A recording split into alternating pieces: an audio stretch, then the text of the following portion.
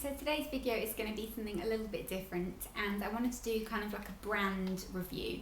And I will just get out there and say I was sent these, but Avon is one of those brands that I feel like doesn't get as much recognition purely because of the heritage of it, and it's a brand that's kind of quite old, and we all remember the kind of Avon catalogues and the Avon lady, but it wasn't a brand that I ever kind of would think to go online and have a look at what they do. But in recent years it's kind of become much more mainstream, and there's loads of really fab products that people love from there. So I thought that I would share some of the best-selling items that they sent me to kind of try and review. The first thing is the foundation, and this is their Ideal Flawless Coverage Cream to Powder Foundation, which looks like this, and this is £12, I believe. And the packaging of this, first of all, is really lovely. It's very Chanel-esque. And you just kind of pop it open and it comes with a mirror. I haven't taken the little protector off actually. I should do that. I won't do that now.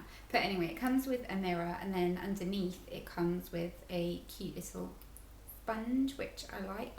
But this is actually really nice, and I didn't ever think I would like a kind of cream foundation, just because, I don't know, I just always felt like they were a bit of a strange product and not really something that I would feel that would work for my oily skin. And the shade I've got here is Natural Beige, which is a really good shade for me when I'm a little bit paler. And as you can see, the texture of it is really nice. It's just a kind of creamy texture.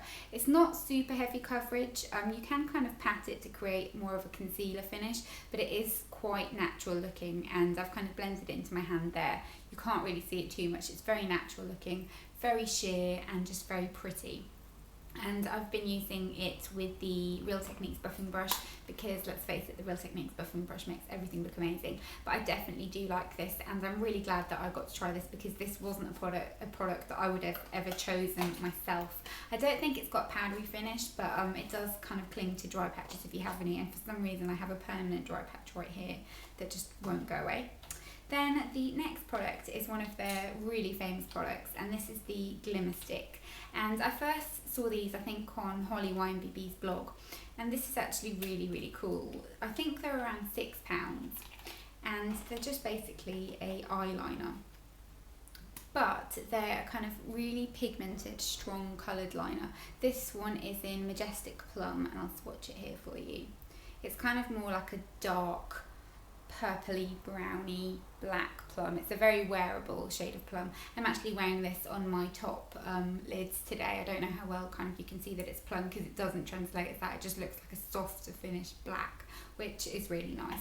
And again, £6, really nice quality. Doesn't smudge, but if you want it to smudge, kind of, it's nice and creamy. And I wouldn't wear this in the waterline just because I don't like that look personally, but if you wanted to, I think this would be really nice. And then the next thing I got was the Ideal Luminous Blush, and this is in the shade Soft Plum. And again, the packaging of this is lovely. I know they do different ranges. I think the Ideal range is a little bit more expensive, hence the packaging is a little bit nicer, but this is £6.50. And this is what the blush looks like. A little bit naughty that you only get that much product in kind of such a big pot, but it had like a little brush here, and then it comes with like a nice big mirror, and it's really, really nice. I've been wearing this loads, and it's definitely a product I've been really enjoying this month. And again, a shade I wouldn't have necessarily picked, but it's really, really beautiful on the skin. It just doesn't look like much in the pot, but on the skin it's really, really beautiful. And then last but not least, we have a nail polish, and this is the Nailwear Pro Plus in Inspire.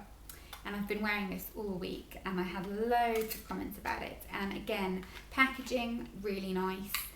The packaging of the actual nail polish is nice as well, and this, as I said, is in the shade Inspire. Really, really pretty, and it's kind of like a mustardy, yellowy lemon colour, I suppose. It's kind of like a combination of mustard and lemon, but really, really nice. And the formula of this is quite nice.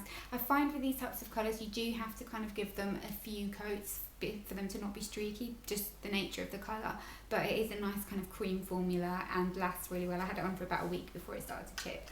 So that is that, but I'd be really interested to know in what products you have tried from Avon, because as I said, those are the only few I've tried. I've tried a couple of their mascaras, but those are the kind of more recent things that I've tried. So I'd love to know what the kind of star products that you like from them are, because I'd be really interested in trying some more. And let me know if you want me to do any more videos like this for other types of brands as well, and I will.